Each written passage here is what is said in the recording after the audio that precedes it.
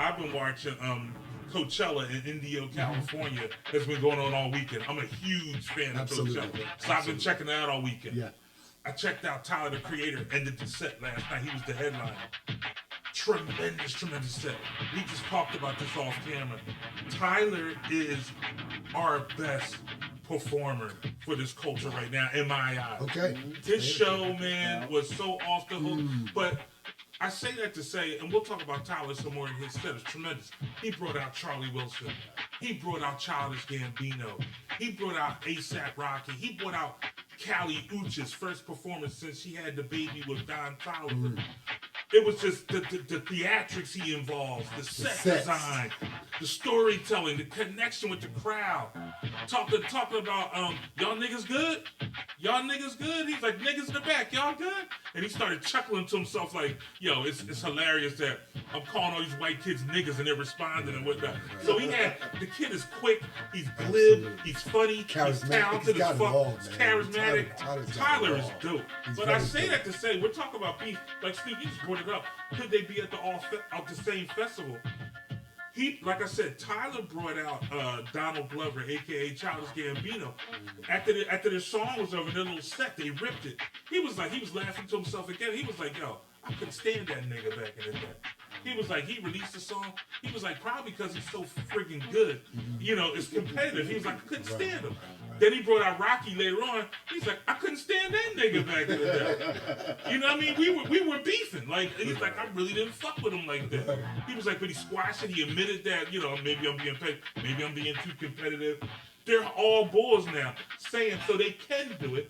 You know, what is a beef today might be a sip of Moet tomorrow. You know what I'm saying? So if J. Cole stayed in the beef, he wouldn't have been wrong for staying. He wouldn't have been wrong. Sure. But he's not wrong for stepping out of it. He's not wrong either way. He's not wrong either way. He's Trey and Ice Cube, and he's like, yo, Doe, let me out the car. Exactly. Let me out the car. Right, that's not who I am. I'm not going to murk these boys.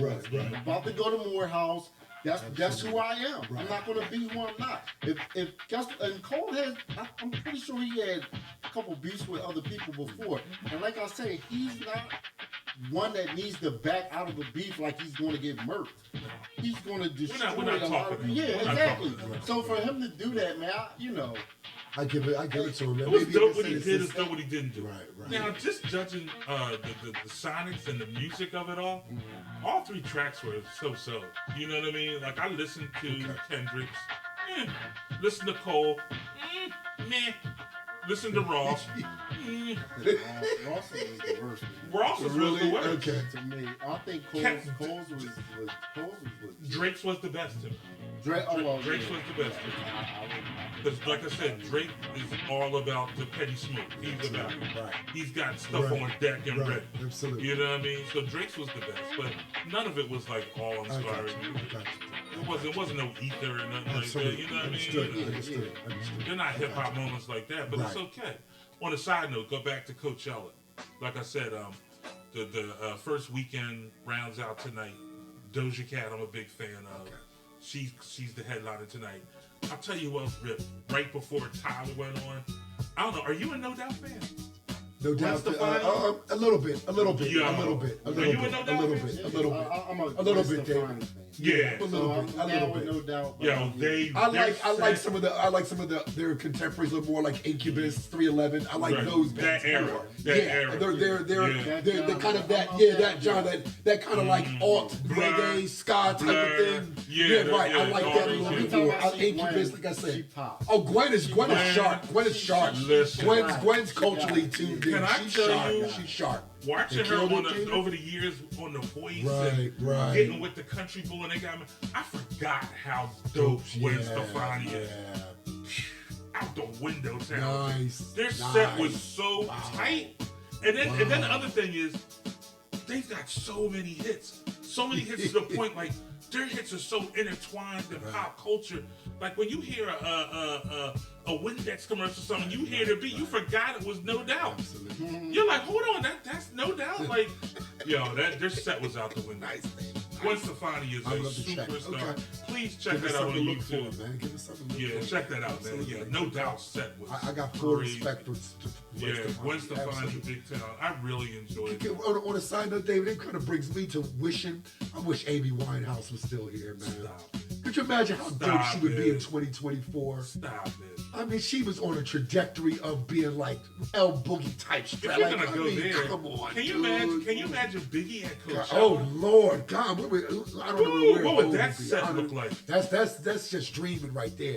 We don't know where these artists would be they right now. They brought Tupac out in a hologram. Right, absolutely, yeah. You remember that? Right. They brought Pac out. Yeah, still had his baggy jeans. Right, there you go. That was crazy. Yeah. With Dr. Dre. You know, I miss Amy Winehouse. I still listen to Back in Black. Man, what a like great it came out a week album. ago. You put me onto that, Dave. Kudos to you. Put me on. Amy had it. She was special. She was special. Yes. God, what's her song? Love is a hurt thing. Love that thing is Love just is a losing game. My goodness. And then they got like a reggae dub album for her too. I mean, she was tuned. Her voice was so so adaptable to almost any type of genre. She could do reggae. She could do rock. She could do R&B. Because she could do hip hop. When you're soulful, it translates all across every genre. Yes, sir. When you're soulful, you're just soulful. Exactly. She was soulful. Yeah, absolutely. Wow. But speaking of soulful, about my man, Music Soul Child. You saw him this weekend, right? Where does one Talib Johnson stand in all of this discussion?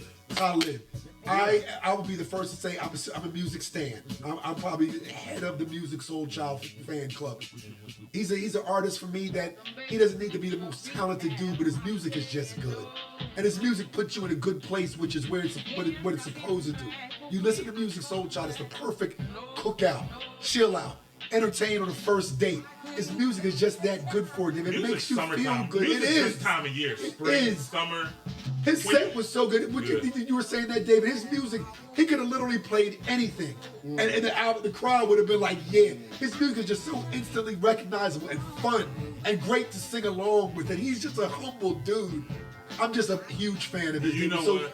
David, what do you? I mean, just and also, where will he be remembered if you look at him like the lexicon of R&B singers, particularly in our era? What do you guys think? He's up there. He's part of the neo soul class Absolutely. of legends. Yeah. He's a legend, man. Neo soul, HOF. He's Right, HOF. absolutely. That's what I'm saying. But he goes beyond neo soul. But he goes beyond I'm just neo saying, soul.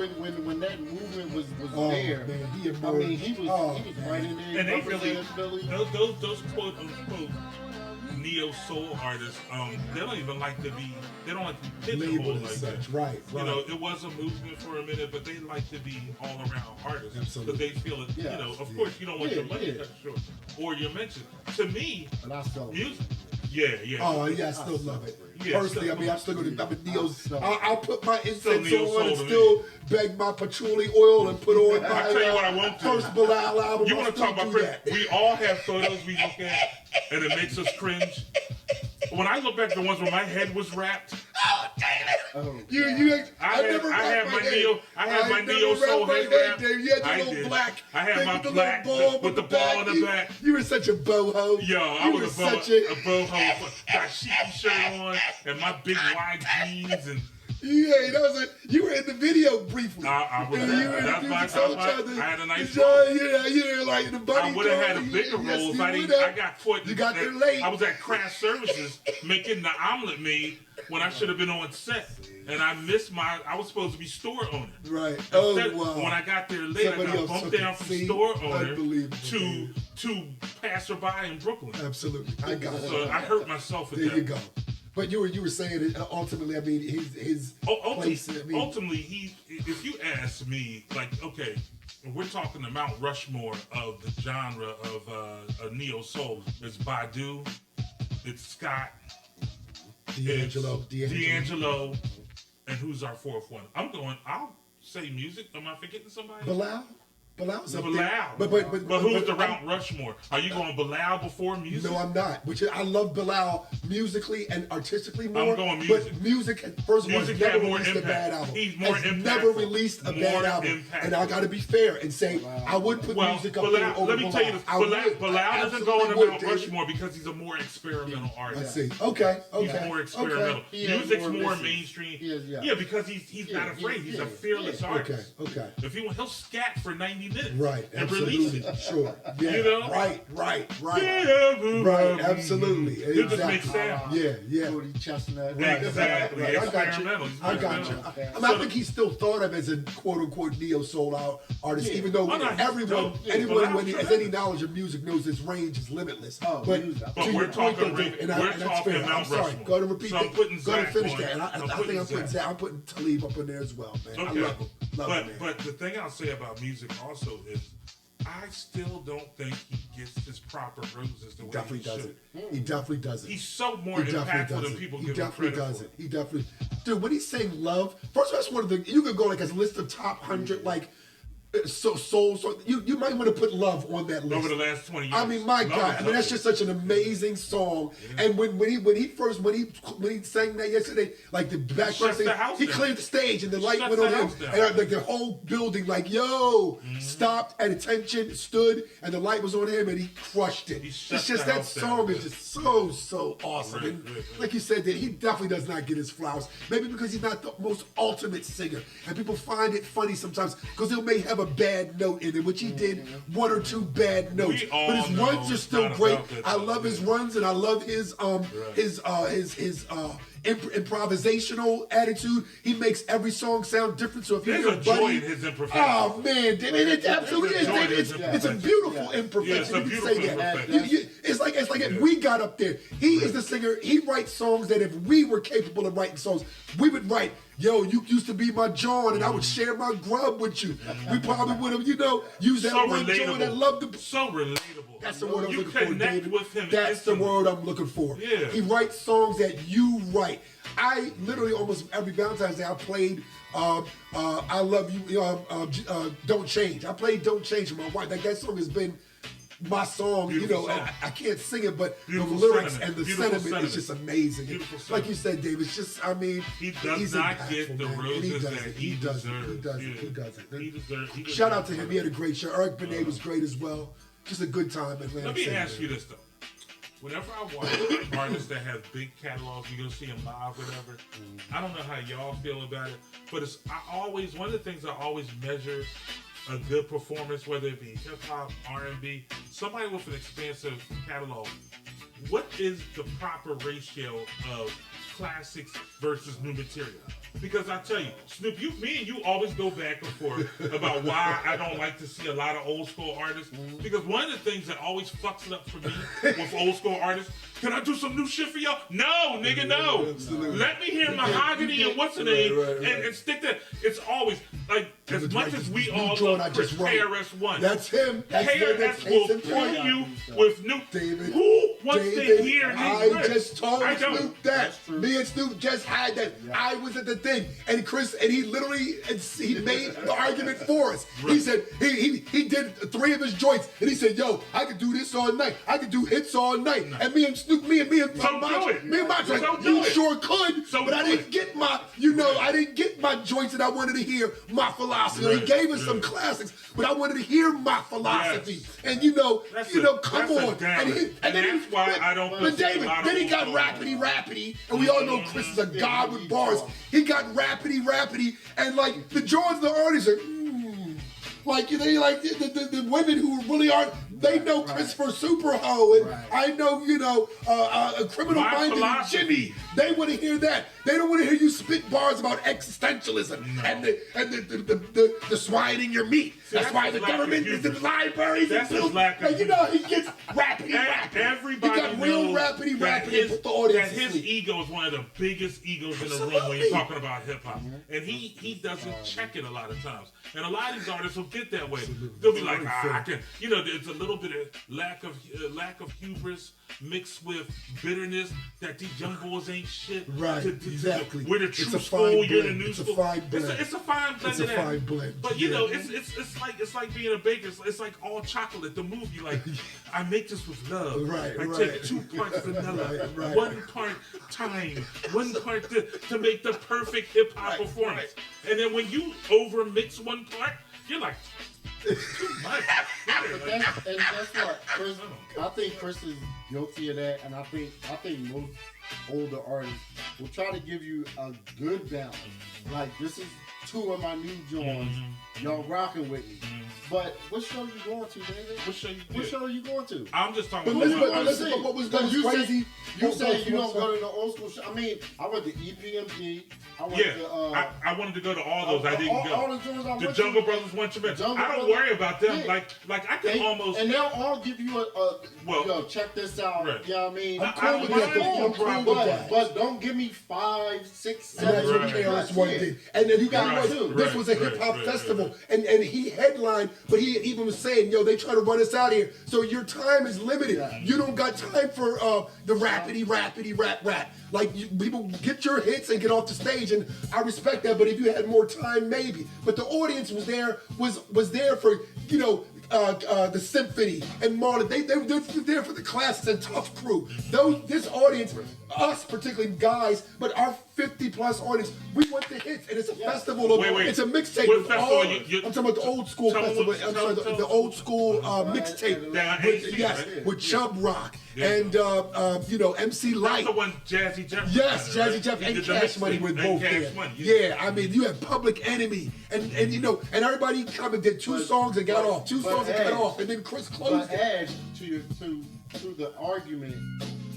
You go to the old school show, you're going to get an old school show. Of course. Chris may come on and do his thing because he's Chris, and you can bow out or you can sit through it. Right. But I'm going to the old school show. Right. Because those are my artists. Those are my Sure. Those are the people that you know what I mean? That's where you're comfortable. You think Chubb Rock could be like, yo, it's some new stuff I'm working on. No, I don't Then think go, like, Chris has that leeway and sometimes takes too much license with it. He has that. Everyone knows that Chris, he's getting a bully almost. And he's like, you're going to listen to this because I'm Chris, and I'm for it. But this track wasn't that good. You're going to listen to this because I'm Chris.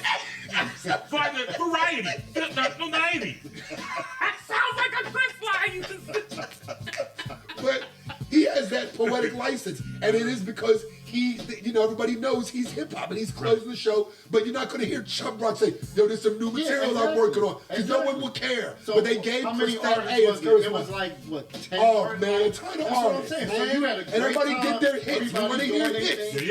We want to hear hits. How about that? Do we want to hear hits? That's the same But Chris got on, and Chris was the only one that performed odd material. And I mean, to his credit, he did like 2 or 3 songs in a row, and the crowd started to rain. And so I love you, Chris, but come on, man, you got heavy-handed with it. David. You got heavy-handed. I do have a gripe with old school shows.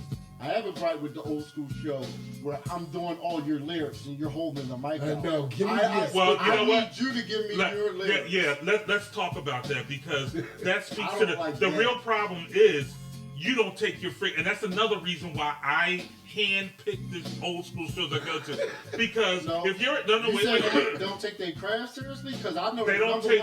No, I'm not. I'm talking about cats that do not take their craft seriously. Like if I'm paying $25, $28, $50, $30, whatever, $50 to go see you. Can you walk around the block? Can you walk around the project a couple times and get a little bit of shape? Get your hair It's like going to see Bobby Brown. Like I would, like for a while there, I was like, I will not go see New Edition with Bobby Brown there because I know that fat bastard doesn't take his craft seriously. But Ricky and Mike and they're like, they looking like back in. It's like they still doing it. Yeah, exactly. They still man. Ronnie DeVoe. That's my other change. That's my other piece. I don't like. The person that really strikes me the hardest with that is Rakim. If you tell me Rakim don't take his craft seriously, oh yeah, he does. I'll have to argue you down. Oh no, I'm not arguing that. He puts the mic out for more than half. I don't like it. Rakim did that when he was 21, though. He did that then. Rakim never stepped for, stood on top of speakers and did that. Rakim always was a smooth dude that stood where he stood and that's not taking your craft seriously. That's not taking your job seriously. You got a job to do. Your job is not to put the mic out to me and tell me to go along. No, nigga. There's certain people. I'll tell you, it's funny you put him on because they put a hell of a show on. What's that tour they were on? They called their collective the embassy or the delegates or something like that. It's Chubb Rock. And Special Ed. It's Special Ed. Nice. It's Moni Love. It's Kwame. It's Chubb Rock. That's a heck of a show. They take their craft seriously, and they give you a presentation of the show that you can say, I got my money's worth. I love shows like that. Don't let me go to no show, you out of breath, putting the mic down. Hey, y'all, go. You do one step, you out of shape, your gear is whack. Nothing, no show that I saw. Dave's going to gear. God damn. Duke's going to those fits. Nothing. Clothes, horse. All right, give him a break, David. My beef came at its highest level. Who watched? Which one of y'all? Did y'all both watch the 50th hip hop celebration at Yankee Stadium? Some of it. I watched that from top to bottom, and you could see you got hit or miss, right? It was so hit or miss. Okay. Like, yeah, and they knew who the hit or miss was too, because they put the Juice Crew on at like 4:45 in the afternoon. The show started at 3:30. Wow. There was still people eating hot dogs, like scratching, like walking by the camera just to sit down. Like they were great. They were great at this concert. They were great. terrible. Everybody pretty much was good, David. Everyone was good. Okay. No one really was bad. Well, maybe they got the criticism and they took heed and improved their show. Now, when you say they were bad, were they doing what you were talking about and no one showed any energy? They didn't remember John's. Wow. They looked like they just I've seen Lil' Kim do that a lot. Little Kim's one of them. She doesn't escape criticism either. Wow. She got better. Now, our boy that we've been talking about, Diddy, got her into shape. When they went on that note, you went to the joint. Was that show tight as a drum or what? That show was tight as a drum. That show was tight as a drum. Because Diddy don't play that. He had Mason line, Little Kim in line, the Locks, everybody. He brought out Total, all them. He had them tight as a drum because he's not going to play them. Other cats, a little less disciplined. And that's why it's not that I don't want to see. That's my generation too. Those are my artists. But I take that with a tablespoon of medicine on who I pick and who I'm very selective about. That's all I'm saying. I mean, it's not often you're not getting these shows like when I went to see JD Jungle Brothers, that was like a one-off, and Hyro was there.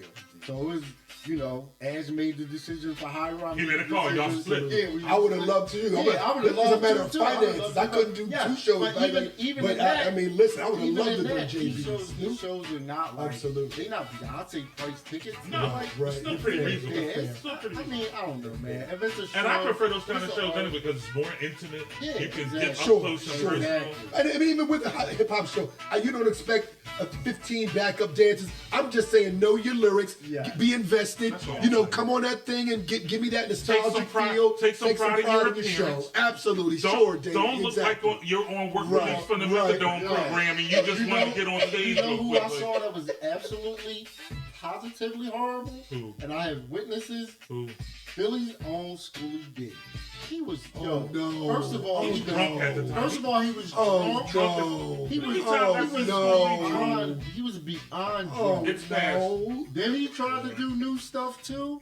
I was like, no. And I'm like, dude. I'm like, PSK. Gucci time. Right. You got about 4 joints that you can pick 5-2 parts out. Right. You got about 4 legit joints you can do. You can give me a new joint and then you out. Snoop Schoolie has been a habitual line stepper for years in regards to doing bad shows. I've caught him more times. He's in court like I've been at like corporate events and he comes out of nowhere. Like we have a special person on the mic. Let's give it up for Schoolie D. He's like, think. What's up? Dancing, you know what I'm saying? Pretty much. Yeah, Chiba, y'all. Yeah, it'd be like Schoolie's drunk again. Like, and where did he come from? Drunk again. It's a bar mitzvah. Why is Schoolie performing at Rabbi Sharif's bar mitzvah? Like, why is Schoolie drunk? Drunk. Drunk. Yeah.